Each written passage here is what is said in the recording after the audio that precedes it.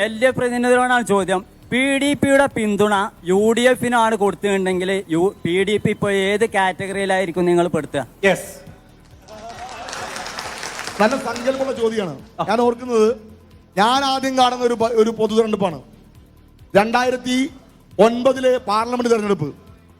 അന്ന് PDP ഇടതുപക്ഷത്തിന്റെ കൂടെ ചേർന്ന് പൊന്നാനി മണ്ഡലത്തിൽ ശക്തമായി പിന്തുണ നൽകി. അന്ന് PDPയെ പറ്റി UDF എന്താ പറഞ്ഞത്? വർഗീയ സംഘടനയാണെന്നാണ്.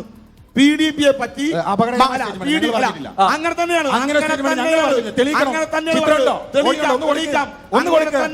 PDP വർഗീയ സംഘടനയാണ് എന്ന സ്റ്റേറ്റ്മെന്റ് ഞങ്ങൾ പറഞ്ഞിട്ടില്ല. തന്നെയാണ് പറഞ്ഞത്. തെറ്റാണ്, കളവാണ് പറഞ്ഞത്. ഗൂഗിൾ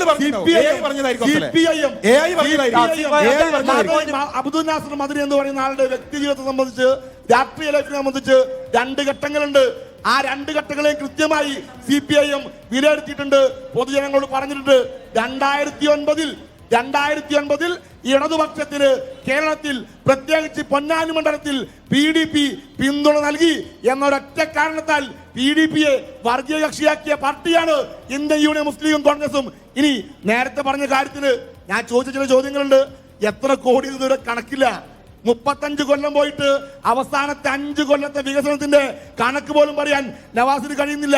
PDPയുടെ കാര്യത്തിൽ നിങ്ങൾക്ക് 2 നിലപാടുണ്ടായി? ഇല്ല, 2 നിലപാടില്ല. അബ്ദുൽ നാസർ മദനി എന്ന് പറയുന്ന ആളുടെ വ്യക്തി ജീവിതം, PDP ഞങ്ങളോട് ഒന്നും ചേർന്ന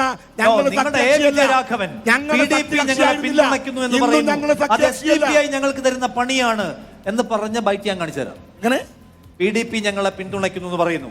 അത് ഞങ്ങളെ അപമാനിക്കാൻ SDPIക്കാർ ചെയ്യുന്ന പണിയാണ്. അത് PDP വർഗീയ കക്ഷിയാണെന്ന് അർത്ഥം? അങ്ങനെ ഉണ്ടോ? എനിക്ക് അർത്ഥം കിട്ടുന്നില്ല. നിങ്ങൾ കിട്ടുമായിരിക്കും. അല്ല, ഇനി ഞാൻ ചോദിച്ച ചോദ്യത്തിന് അദ്ദേഹത്തിന് സമയം കൊടുക്കണം, എന്റെ സമയം കൂടെ അനുവദിക്കണം. അദ്ദേഹം പറയട്ടെ.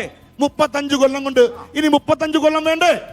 പ്രിയപ്പെട്ട നവാസെ, നിങ്ങൾ 2011 മുതൽ 16 വരെയുള്ള 5 കൊല്ലത്തെ കണക്ക് പറ. നിലമ്പൂരിൽ എന്ത് ചെയ്തു? ഇനി ഞാൻ ആദ്യം ചോദിച്ച മറ്റൊരു ചോദ്യം, പെൻഷൻ കൈക്കൂലിയാണോ അല്ലേ? ഞാൻ പറയട്ടെ, പെൻഷൻ കൈക്കൂലിയാണോ അല്ലേ? ഈ നാട്ടിലെ സാധാരണക്കാർക്ക് നൽകുന്ന പെൻഷൻ കൈക്കൂലിയാണെന്നുള്ള KC വേണുഗോപാലിന്റെ അഭിപ്രായം UDFിനുണ്ടോ? PK നവാസിനുണ്ടോ? ലീഗിനുണ്ടോ? മറുപടി പറ.